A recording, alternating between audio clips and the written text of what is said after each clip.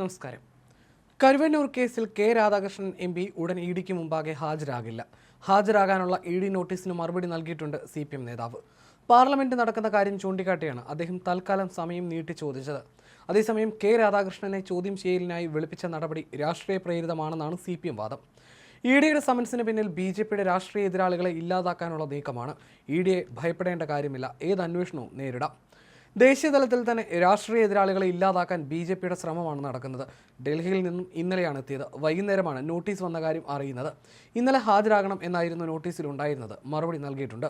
Parliament കഴിയുന്നതുവരെ ഹാജരാകാൻ കഴിയില്ല എന്ന് ചൂണ്ടിക്കാട്ടി കത്ത് നൽകിയിട്ടുണ്ടെന്നും രാധാകൃഷ്ണൻ വ്യക്തമാക്കി. ബാങ്ക് അക്കൗണ്ട്, ഭൂമി സംബന്ധമായ കാര്യങ്ങൾ, ആസ്തി തുടങ്ങിയ ഡോക്യുമെന്റുകൾ ഹാജരാക്കാനാണ് നോട്ടീസിലുള്ളത്. ഏത് കേസാണെന്ന് നോട്ടീസിൽ പറയുന്നില്ല. എതിരാളികളെ എങ്ങനെ അമർച്ച ചെയ്യാൻ കഴിയും എന്നാണ് ഇഡി നോക്കുന്നത്.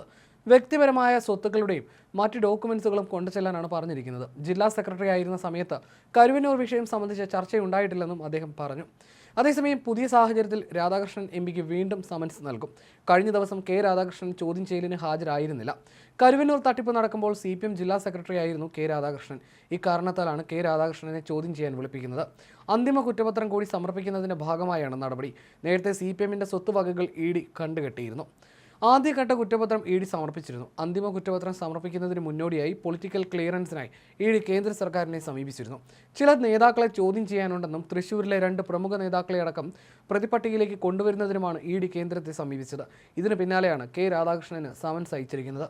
അതിനിടെ കരുവന്നൂർ സഹകരണ ബാങ്ക് തട്ടിപ്പിൽ എൻഫോഴ്സ്മെന്റ് ഡയറക്ടറേറ്റ് കണ്ടുകെട്ടിയ പ്രതികളുടെ സ്വത്ത് വിറ്റ് പണം നിക്ഷേപകർക്ക് തിരികെ നൽകുന്നതിന്റെ പൂർണ്ണ ഉത്തരവാദിത്തം ബാങ്കിനെ ഏൽപ്പിക്കാനാണ് തീരുമാനം.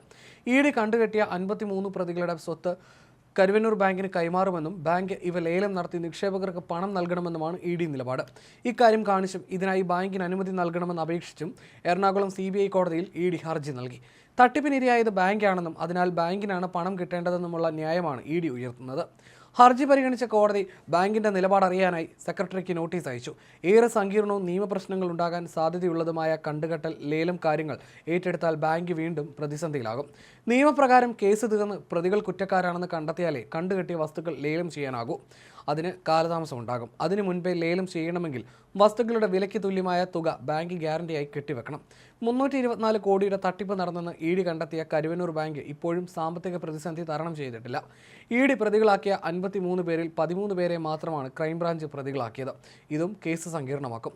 പ്രതികളാക്കിയ 53 പേരുടെ 128 കോടി വില വരുന്ന വസ്തുക്കളാണ് ഇഡി കണ്ടുകെട്ടിയത്. ഇതിൽ 2 കോടിയുടേത് പണവും വാഹനങ്ങളുമാണ്.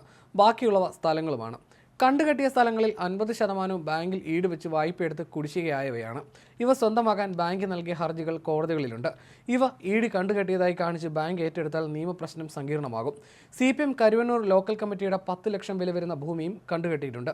ഇവ ലേലം ചെയ്ത് കിട്ടുന്ന തുക നിക്ഷേപകർക്ക് തിരികെ നൽകാൻ ഡൽഹി അഡ്ജുഡിക്കേറ്റ് അതോറിറ്റിയും ഇഡിക്ക് അനുമതി നൽകിയിരുന്നു. ഇതിനെതിരെ CPM അപ്പലേറ്റ് ട്രിബ്യൂണലിനെ സമീപിച്ചിട്ടുണ്ട്.